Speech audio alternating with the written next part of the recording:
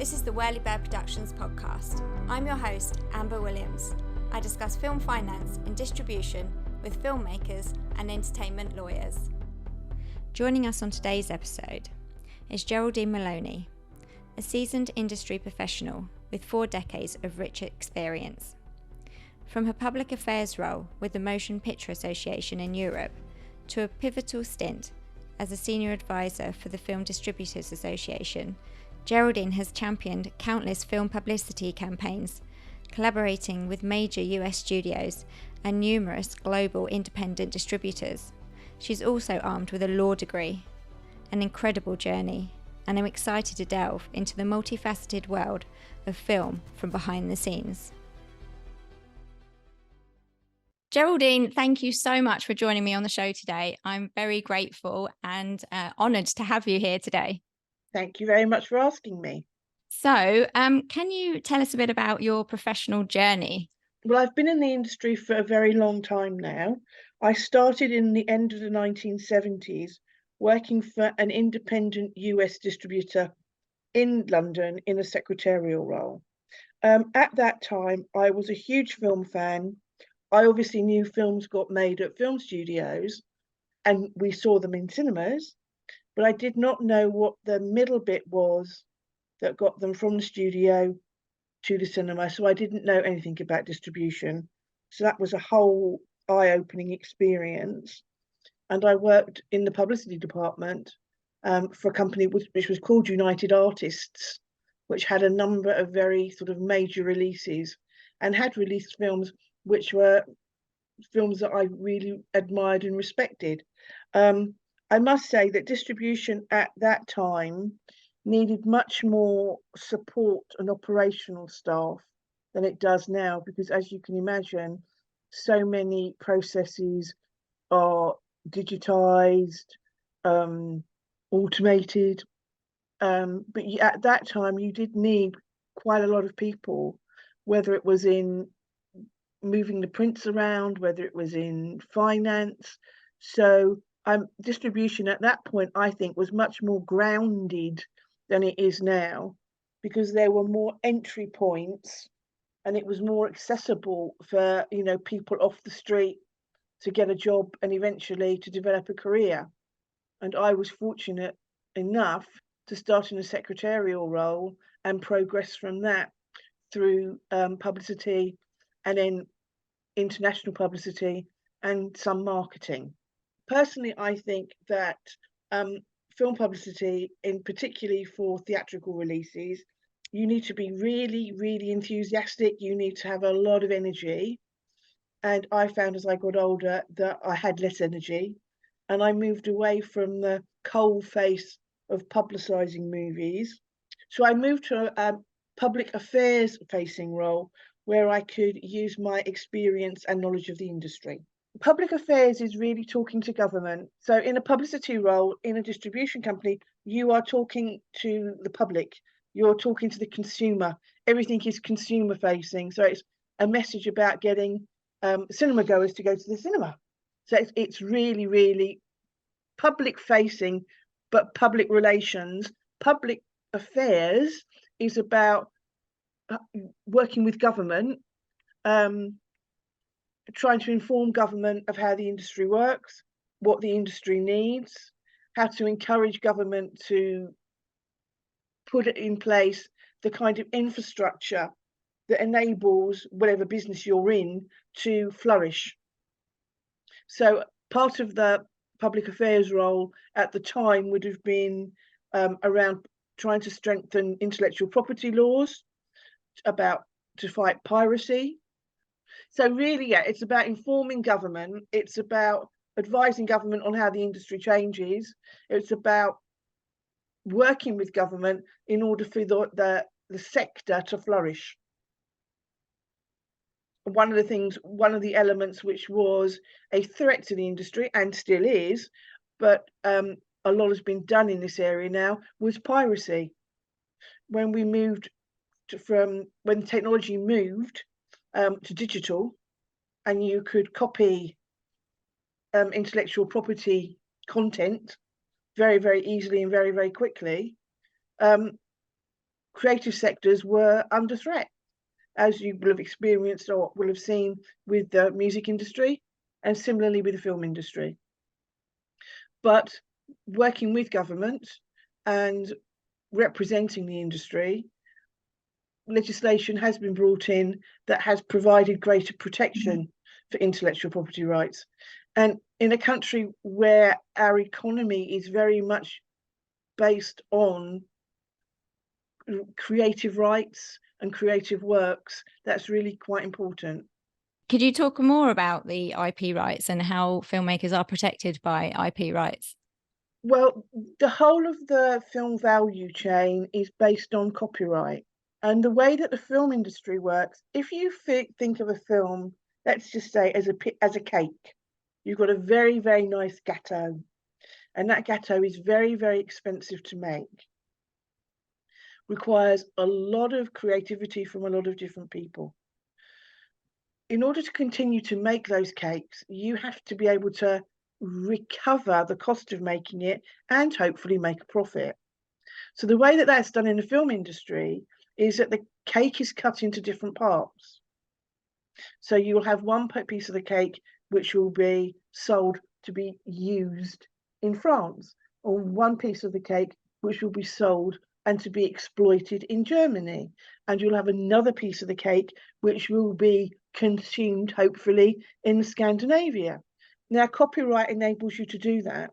Copyright also enables you that within that slice of the cake, you can cut it even further so that you can separate the rights for monetizing the film within cinemas, on television, on home entertainment. So intellectual property rights are really, really important to make sure all of that can be protected.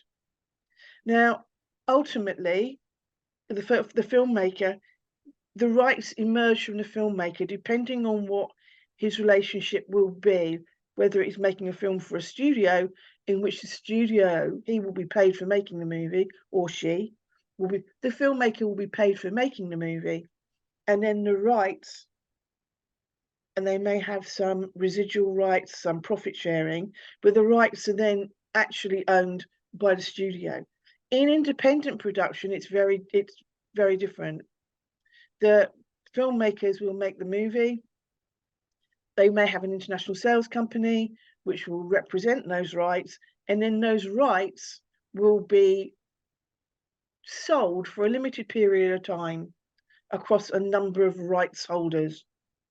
Eventually, the rights may revert back to the producer, depending on what the original agreement was. But the only way that that can operate is that you've got intellectual property laws to protect those rights, so that I know that I'm safe in buying the rights for a film that is made in France, knowing that nobody else in the UK can exploit those rights. I'm the only person who has it. Or similarly, I know that I'm Film 4 and I own the rights to show the film on television for a limited period of time, possibly for so many showings, and no other TV station in the UK can claim those rights. So it's all about the security for business to be able to invest, recover, and hopefully commercially work those rights so that people can make money, because it is a business.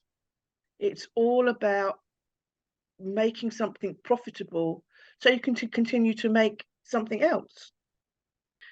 We have, specialist divisions within film industry, within film companies, and even within small independent companies, that you would have a business affairs person, a lawyer, a business affairs person who would negotiate that.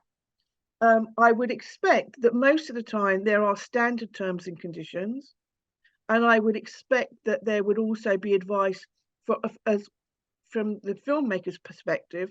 I would think there would be advice from things like pact and if you were a writer, the Writers Guild. If you are a filmmaker negotiating a distribution deal with a distributor, that you would it's important, it's like any other business contract, that you would get legal advice. And my recommendation is that you would find a company that does this, specializes in film business rights. And there are a number of them in London, as you can imagine. They're not hard to find. The other thing is, you may, as a filmmaker, be better placed to have an international sales company representing you. And then the sales company will be doing all of those kinds of negotiations for you. But in the situation that you do not have an international sales company representing you, it would be really a wise investment to have some sort of legal counsel advise you. But I do think there are probably standard terms and conditions. I think one of the elements that will come up is where you have a film that doesn't have a distributor and doesn't have an international sales company, and that the filmmaker is doing everything on their own, they really then need to look for somebody who does have some experience in booking films with cinemas for whatever kind of release the film's going to get. Having no information or having no experience of this, you really are at a disadvantage. There are a number of independent consultants who will, for a fee, or will under a contract, they will represent your film and they will get theatrical bookings. And there are some companies that are actually like service companies for distributors who will be able to advise you. Can you describe your role and responsibilities at the Film Distributors Association? Yeah, the Film Distributors Association is the trade body for UK companies releasing films on cinema screens. I know that sounds a bit strange in today's world where we have so many different platforms, but the Film Distributors Association was launched in 1915, and at that time, as you will understand, there were only films on cinema screens. The reason for the creation of the trade association at that time was to fight piracy. That seems to be a recurrent theme in our business. Obviously, the companies, we have around 35 member companies. All of them will have other business revenues, other business platforms. They will have home entertainment channels. They'll have films on streaming. They may be making films for television. But the bit of the business that we are most engaged with is films in cinemas, because that's a shop front for the film industry, whether in the UK or internationally. My role at the FDA is, as I've mentioned, is on public policy. So advising the companies on particular public policy issues that may be arising. Also, if the industry feels that there is an issue that they need government help with, in lobbying government, informing government about the challenges that the industry is facing. At the moment, the industry is facing the recovery from COVID. It's a very tough time, particularly for the UK independent distributors. So we are, looking at that. And my other area of focus is training. As I've been in the industry for so long, I do have an understanding, an overview of how the distribution sector works. And we're looking at ways in which we can help continual professional development training for people working in distribution to increase their skills in the way that CPD training exists for other parts of the commercial world. And that might be sort of management training, leadership training. It could be training on new technology. So that's really quite exciting, because it means that I have a relationship with people coming into the industry, whether as first-time entrants or people who have been developing their careers, or people who have been progressing their careers in distribution for the last sort of 4, 5, or 10 years, as well as the people that I've known throughout most of my professional life. Can you walk us through the process of film distribution? You really need to think about distribution from the beginning. Otherwise, it's like I could write a book and I can sit at home in my attic writing my book and leave it in a drawer, and that's fine. If I'm happy in the process of writing, that's fine. But also, it's the only thing that has taken is my time, the cost of the paper, and the cost of the ink. For a film, it has to engage with that audience. I mean, you can make your own home movies. You don't have to show it to anybody. But if you're going to make something that is going to require the involvement of other people, and filmmaking is very collaborative, it will require some kind of investment. Now, the investment maybe is on a scale of economy, but if it's a small budget film, that's usually still a considerable investment. Distribution is the first step in the film value chain. It's about engaging films with audiences and ensuring that the audience can find the film in the first place.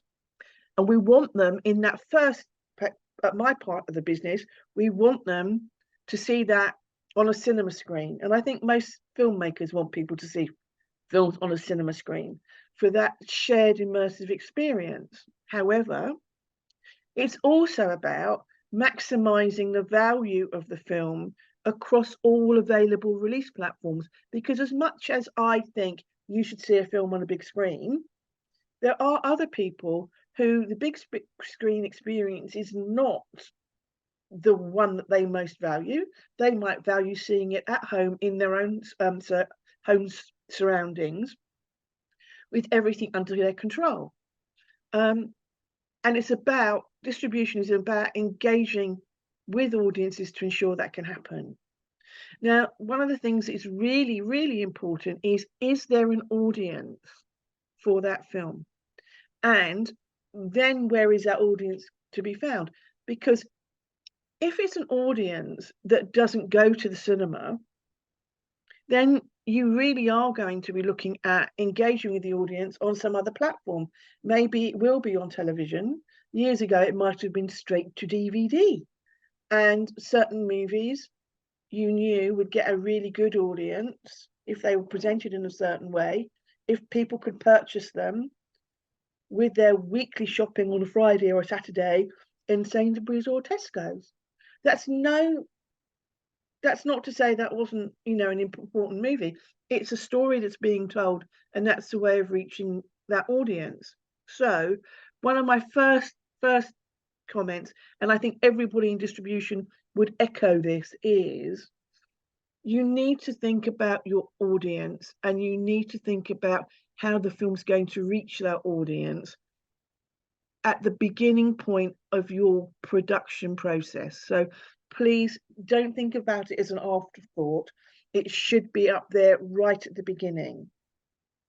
So basically, from a distribution point of view, you're looking at a film or a concept. It might be a script. It might be an idea. And the first question is going to be, who's the audience? Is there an audience? How can we reach the audience? Once you've got an idea about that, you're then looking at how you're going. If you decided it does have an audience, if you've decided you do want to get involved with it, you're going to think about what shape release. Will it have a traditional release where it is only available in cinemas for a specific amount of time? Is it going to have the more recent kind of release, which is a shorter theatrical window, 12 weeks, and with the film being available premium VOD within, say, 10 weeks? It could be an event cinema release where you actually have the film showing on a short period of time, days, and in a cinema, and then available on a streaming platform. So you think about the film, you think about where you reach your audience, and you decide what kind of release you should have. If you decide that a cinema release would work, whatever shape that cinema release would take, but if you decide that's what you would like to go for, you need to decide a release date. And that's decided looking at all the competitive titles. If you look at the FDA, and I'm not promoting this because it's the FDA, but it's something that's in the public domain, we have a calendar of releases which goes through probably 10 years. It's not full at 10 years, but there are releases going next year, 2025, 2026. So you can see what the releases are out there. So release date is decided. Screenings are arranged for exhibition, film bookers or programmers, and then negotiations take place for screens. From an operational perspective, the film has to be classified by the British Board of Film Classification. Digital file of the film has to be mastered, created. It has to be copied. DCPs sometimes, but not all these days, because sometimes things are sent out on fibre. Film files are sent out on fibre or satellite, but DCPs created, and the film has to be delivered. One of the big things that filmmakers need to bear in mind is there are very, very, very many films looking to be released in the UK. If you look at the calendar, some weeks there are 15, 16 movies being released. That's on a weekly basis. Pre-COVID, there were weeks there were 22 movies were released. So there's real competition for cinema screens. And the multiplexes are looking for films that will fill their multiplexes and will give them significant footfall so that the value of their trailer reel and their advertising reel is monetized, so that their concessions are sold. So most of the time the multiplexes are looking for films where they're going to be tentpole releases. They're not looking so much for the very specialized small movies. They're looking for movies where the public's going to come, which is where you get the art house divide. But then, of course, the art houses need to survive, and they're all of exhibition is under a lot of pressure at the moment because of rising energy prices, audience numbers. So everybody needs to maximize their cinema seats. So you'll find art house cinemas actually playing mainstream tentpole movies, but they need those revenues in order to survive. So filmmakers do need to realize that it's a very, very competitive marketplace, and each new release is a prototype. This is why a lot of the major players are looking to their back catalogues or are looking for brands or franchises, because that reduces the risk of launching a prototype into the cinemas that people don't come to see, people don't understand. It's not like launching a new chocolate bar that if you didn't like the wrapping, if you didn't like the advertisement, give us 6 months and we can represent it to you. You can't do that with film, which is why it's at the moment reliant on franchises, and why it's very challenging for independent filmmakers, because there's a very, very big investment and a very, very, very big risk of releasing those films. So you've done your negotiations and you've got some cinema screens. The film has been classified. The film is in cinemas ready to play. Now, why is anybody going to come? Well, that's when obviously the marketing comes in, and a whole marketing campaign has to be created, which may include the creation of marketing and publicity assets. That could be a trailer, it could be digital artwork, for potential promotional partners and strategies. Mostly this will be short term because long-term promotional partnerships take years to set up. It's again why you have the franchises, that they know in 2025 Mission Impossible, the next Mission Impossible will be released. So they've got 18 months to set that promotional partnership up.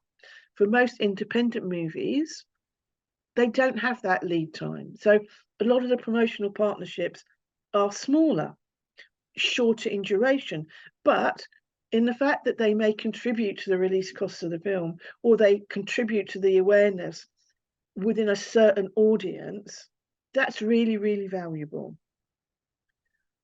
Media strategy has to be decided. Going back to who is your audience, where are you going to be marketing? If you're going to be trying to reach somebody like me who is older, you may still think about doing a mainstream television ad. You might still be doing an ad in newspapers. Whereas if you wanted to really reach my 23-year-old nephew, you're probably going to be all online. And can you do ads within games and things like that? So where is your audience? How do we reach them? How much have we got to spend? Because you can only spend to a certain level depending on how much money you think the film will make. And this is like playing roulette. Is the film going to make this amount of money? How do we know? Well, the only thing we can do is to try to analyze using previous releases. So if you've got a Mission Impossible movie and there's been 2 or 3 before, you'd have some sort of comparison. However, that's more complicated now because of COVID, when we didn't have anybody at cinemas for 18 months to 2 years. When that 2-year gap has really impacted on audiences. So planning your marketing campaign, you're trying to analyze risk versus reward. The media strategy is usually decided in consultation with a media agency who have access to lots of data and what's been advertised on other movies and what audiences went to see this release. So that's really valuable. You'll have a digital strategy because there's so much digital. Even if the film is for an older audience, there will be a digital strategy. It may be a smaller digital strategy than one for an older audience, but there will be one. There'll be a publicity campaign. Does the movie feature on-screen talent that could do publicity work for you? Have you got somebody that could be on Graham Norton? Social media is so important. Again, even for older audiences, there's some social media that it's really important. Everybody's to some level is on social media. The weight of the social media campaign again will depend on the audience that you're trying to reach, and are they Taylor Swift fans? Are you releasing a new Taylor Swift movie?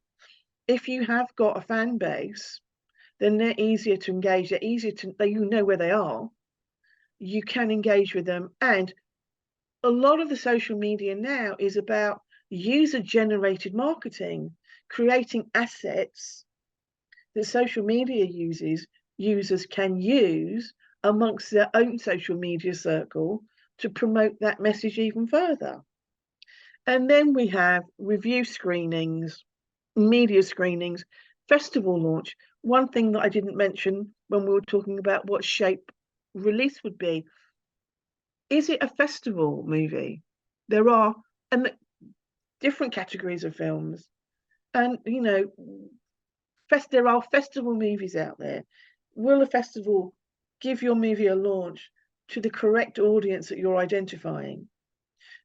Downside of being in a festival is there are lots of other movies that are similar in tone, that you are putting your film in competition with other festival screenings, other festival films. You have to work out balance which is best for you. Also these days, we now have, whole campaigns about film awards. So is your film an awards movie? Usually that's something that has significant acting talent, is usually quite serious, high production values. And again, all of that doesn't necessarily have to be budget specific. We've had smaller budget films that have done very, very well in recent years, such as Coda, such as Rocks. But again, your release strategy and your marketing strategy will be influenced by if it's a festival screen, if it's a festival film, or if it's an awards film. And then you put the film in cinemas. And you're waiting to see who goes. Now, for a distributor, and filmmakers need to understand this, for a distributor, they have spent most of their money up front. So on that Friday, Wednesday, sometimes when it opens, but on that Friday that the film opens, an awful lot of money has gone out the door. Classification fees, media fees, publicity costs, screening costs. All of that money has gone out of the door, and you're waiting then to see what the returns are going to be in terms of your rentals from cinemas. So you're hoping against hope that people are going to go to see the movie on those first early screenings on Friday and Saturday. By Friday. By Friday evening, multiplexes can tell what the kind of level of footfall is. It's all computerized. They know. So there wasn't many people in for the 12 o'clock screening, and there wasn't many people in for the 3:30 screening, and now we've got the 6 o'clock screening. They may be deciding to reduce the number of programs later that weekend, which will impact on, of course, the money that the distributor is able to recover. One of the most dreadful things in the UK you can have is the first good weekend of summer. No one goes to the cinema. You know, if you get really, really bad winter weather and people can't get out of their house because it's snowed, that's your weekend gone. And the exhibitors don't say, oh, okay, Geraldine, we'll let you have another weekend because the weather was good. You know, again, they've been impacted because they've had not anybody in their cinemas, and they need to recover that because they've got that huge, great building to be heating, ventilating, running electricity on. So it's really, really tough. So it is like playing roulette. I'm going to open my movie on the 28th of March. I'm going to spend, if we talk about a small independent movie, I'm going to spend £80,000 on getting that film into the marketplace. And on that next Monday after the 28th of March, whatever that would be, 1st of April or something, April Fool's Day, I'm not getting any money back. Now, up until recently, if you wanted your film to play in a cinema in the UK, you had to have a very distinct theatrical window, that the film could not be available on home entertainment for 4 months. So at that point, you've got 4 months when all of your money's gone out the window, and you've got no way of recovering any of that for 4 months until it gets out onto home entertainment. One of the consequences of COVID and that distribution were having to release films online because there was no other alternative, particularly for specialized distribution and for the independent sector. Those windows now have changed. As I mentioned earlier, you can now have a window where the film is available earlier than 16 weeks. And there's been, during COVID, there have been a number of experiments with virtual screenings and various things that are happening. So that has changed, but it is still a huge risk for distributors on, as I say, on a prototype, bringing it to market and hoping people will come. Does that help? Does that answer the kind of process of film distribution? Yeah, that was excellent. Excellent answer. Very detailed. Thank you. It's fantastic. Where do the films shown at independent theatres get picked up for distribution? This is quite complicated. Basically, there are only so many sources. If you're an independent distributor, there are only so many sources for you to acquire films. If you're a studio, you've got a pipeline, it's like a tap. There are films coming through it all the time.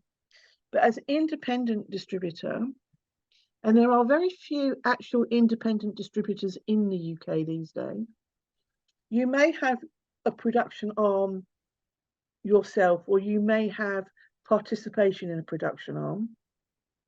So a company such as Vertigo, who releases films in the UK, they have relationships with production that feeds through films to their distribution arm. You acquire movies from film markets, like there's a film market at Cannes, as well as the film festival. There is a film market. There is a film market at Berlin, as well as there being a festival. They are separate. They are in the place at the same time, but people go to the film markets to acquire films. Films can be sold out of festivals, such as Toronto. The UK has something called London screenings for independent British movies, and the British Film Commission invites a whole selection of international sales agents to London to look at those films to potentially buy them. Film sales companies have relationships with distributors who know what they're looking for. We know this company always likes horror movies. We know this company likes comedies. The film sales companies have relationships with particular filmmakers, so that if you are going to be looking for a Mike Leigh film, you know who represents Mike Leigh. So that's one of the ways. So you can have access to productions. You can go to film markets. You've got international sales companies. You then have relationships with individual filmmakers. And if you've worked with filmmakers, this is one thing that filmmakers do need to understand. Distributors like having relationships with filmmakers. They like to know that the next great movie that a filmmaker is going to make, they're going to bring to me, rather than think I've worked with them for the last 2 movies and now they're going to somewhere else. So there really isn't a kind of relationship where one is looking to take advantage of the other. It needs to be, the relationship, because of the copyright nature and the sharing of rights, the relationship is very much a partnership. If the film does well, everyone does well. So you can acquire movies in that way. Sometimes they will look at films that are sent through to them. Sometimes they may consider scripts that are sent through to them. But it depends on the company, and it depends on the project. One of the things is it's really difficult to get huge numbers of unsolicited movies and unsolicited scripts and ideas. There are some companies that will still look at things, but it is hard. So basically, there's 3 routes. You either have a production partnership, you either have an international sales company selling it to you. You may see it at a market. Alternatively, if there is some other way that someone can get you to see the movie. But going back to what I was saying, the film has to be very good. Okay, just remember what I've said about the huge risk and the sheer number of movies, and also who is the audience. And sometimes not enough attention has been paid to that. Who is the audience for this film? I think that's the answer I've got for that. Is that helpful? Yeah, for sure. What shifts do you see taking place within distribution currently? Do you know what? I'm not sure. At the time of COVID, I thought that the distribution sector would contract, but it hasn't. It's changed shape. Over the years, distribution has expanded and contracted, expanded and contracted. It has changed shape recently.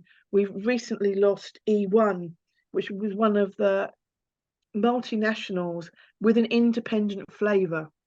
That might sound strange, but it had originated as an independent UK company, and then through a number of different iterations had become part of a multinational media company, and then was sold to Hasbro. And Hasbro dismantled the film distribution part of it. It wasn't part of its plan. So over the years, E1 had, and previously to that had been known as Momentum, had been a big supporter of independent British movies and some world foreign language titles too. So the loss of that company is, I think, quite a major blow. Some of the films that we think of as independent British films would have started life with Momentum, would have come through E1, and they had a specialisation in distributing those kind of movies. And I think they're lost. So that is one big change. On the other side, there are independent distribution companies still forming. So as much as I say it's a huge challenge, there are people out there still prepared to take that risk. But I see it consolidating around sort of two areas. One, very, very specialised, very small budget British movies. And then sort of a middle ground, which is very hard. It's easier to work on very, very, very big films and very, very small films. But the middle ground is hard. But I think that is still one of the areas that there will be some growth in. One of the things independent British film needs to have, it needs to have more of an idea of scale. And recently that it's been difficult because of the way the industry has gone, because of the challenges of getting independent British films made now. It's very tricky. As everybody knows, studio space is at a premium because it's all been taken up by the larger companies. Production talent are all being taken up with high-end television, streamers, and again, tentpole movies. In front of camera talent, similarly, it's very difficult. It's very difficult now, at a time when the British production sector is booming. It's very difficult for independent British productions to be finding its place. But we do need a sense of scale. We can't keep making very, very small films. Maybe there's more to be done by the BBC and Channel 4 as being funded by the public to support this, although they're obviously doing a lot anyway. It's tricky to see where we will be in the next 4 or 5 years. Maybe greater consolidation. Obviously, while streamers are competitors, they're competitors for your time, they're competitors for you to be able to see movies. Why should I go out to see a movie tonight when I can watch X film on X streaming service? However, in the UK, we've always had that challenge. Why should I go out to see a movie at my local cinema when I could stay home and watch the BBC? We've always had strong television.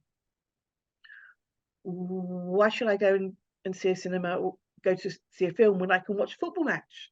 Not that I personally ever would, but we've always had competition. So that's nothing new. The competition now, of course, it's not just your available time, it's about your disposable income. If you're paying for a streaming service, That may mean less money to buy a cinema ticket. So that's we've got to be practical about. But streaming services have offered film companies another potential revenue stream. So again, there are swings and roundabouts. And what else do you think can be done to strengthen the UK independent film industry? We need to re-engage the audience with British film. And when I say I don't mean just that from theatrical distribution, although that's where it should start. We really need to have a compelling campaign to engage British audiences with the British cultural voice on film. Compelling campaign strategy which needs to run for quite a while. It's not something that you can run for 2 days, and it's like electricity. You either turn the light on and there's light, and you turn it off again and there isn't. You need that message. And I think that's a challenge for both the industry and government. If it's something we value, and from public policy, film, whether in cinemas or on other platforms, has always been viewed as something important for social cohesion and the importance of their cultural voice, shouldn't be forgotten. We have a challenge in the UK that we share a language with the US, but our cultural voice is not the same. And we shouldn't lose that distinction. And that cultural voice, develops and changes over time. I'm not saying it's necessarily an English cultural voice, but it is a cultural voice of the United Kingdom. And that cultural voice might very well be different if you're speaking from Tyneside or if you're speaking from Devon. Or, it's not just a London-centric voice. And I think the idea of taking things outside of the Southeast is important, although the business hub is still the Southeast. But I do think we need some sort of campaign to get people to value storytelling. And, I'd really like you to do that, first of all, by coming to the cinema. That's that, I think. That was great. Really well said. Love it. To what extent are cinemas recovering after the COVID pandemic? How is it looking? There are a number of answers to this, and I want to be a glass half full, not a glass half empty. Yes, please. If we can talk pre-summer, and I'll come back to talking about the summer. Pre-summer, audiences, we were at like 75% of pre-COVID audiences. So that was good, And again, personally, I thought it might take people longer to come back, but that was good. And compared to other countries in Europe, such as Italy, we're way, way ahead of them. We're not so in France, but then France has a long history of support for local language films, local productions, local French identity. So 75% is good, but, and even pre-COVID, people were going out to see tentpole movies and occasionally something else, but not much else. So movies were really, really quite polarized. You went to see the latest superhero movie. You went to see the latest Pixar film or whatever. And everything, a lot of the things in the middle were not doing terribly well. Now, if I go back to the 80s and the 90s, I know it seems a very long time ago for you, but let me tell you, it really wasn't. People went out to see many more different kinds of films. The challenge we have as an industry is, on average, per capita, people go to the cinema, 2.8 times a year. I have just made that up, but it's roughly around that. If we say 3 times a year, that's per capita. People go to make one, they make 2 or 3 choices. How do you get them to see a 4th film?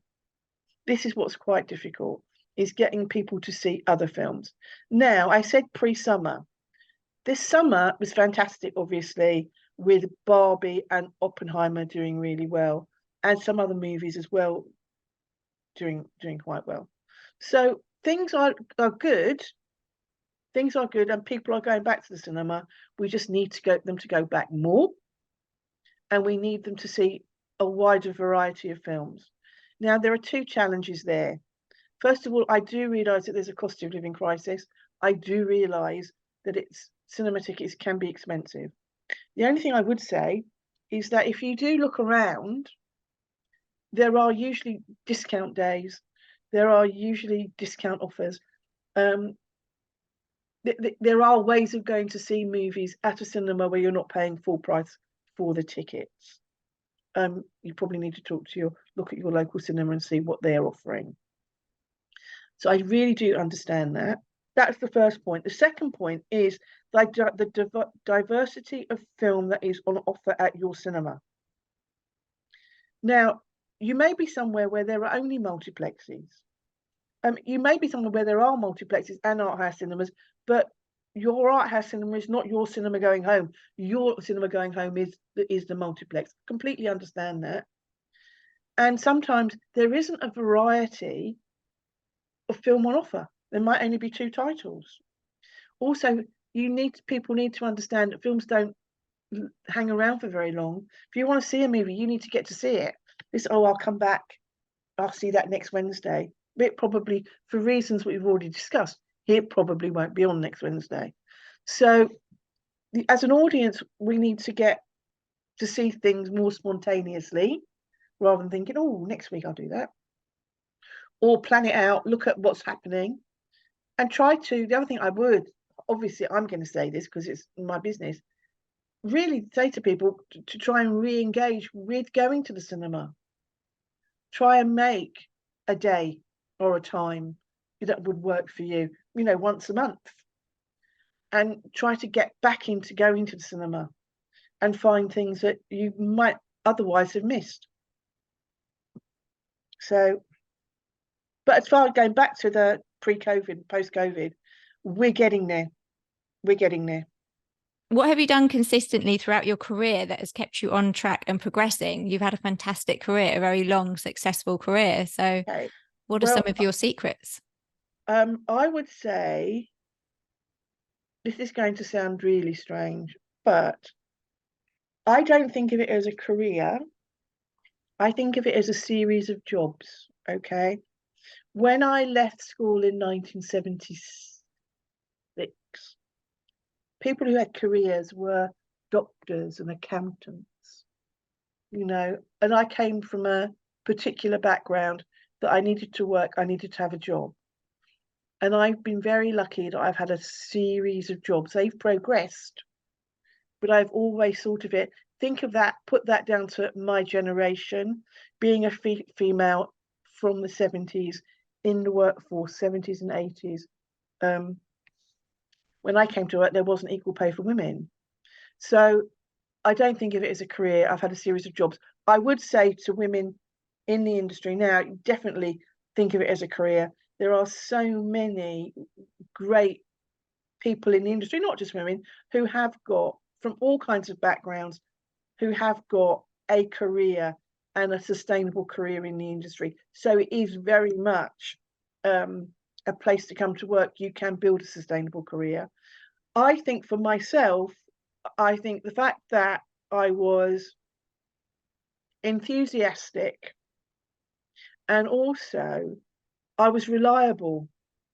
I have a training scheme, and one of the things I say to young people coming into the industry, and it's particularly difficult, it's particularly challenging with generations coming through now, is you have to be reliable. You're working in a small industry, in a small company. They're expecting you to do something. If you're not here to do it, it's not going to get done. So I do really think that enthusiasm, reliability were probably my two biggest factors.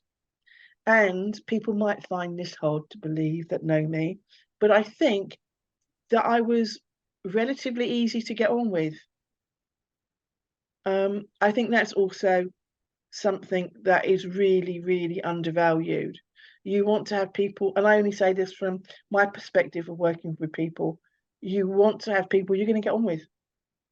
And so I think that would be kind of the secret to my longevity. Yeah, that's true. You do want to work with people that you get along well with. Yeah. You want people to be, people are two things. You're either part of the problem or part of the solution. And you want to be working with people who are part of the solution.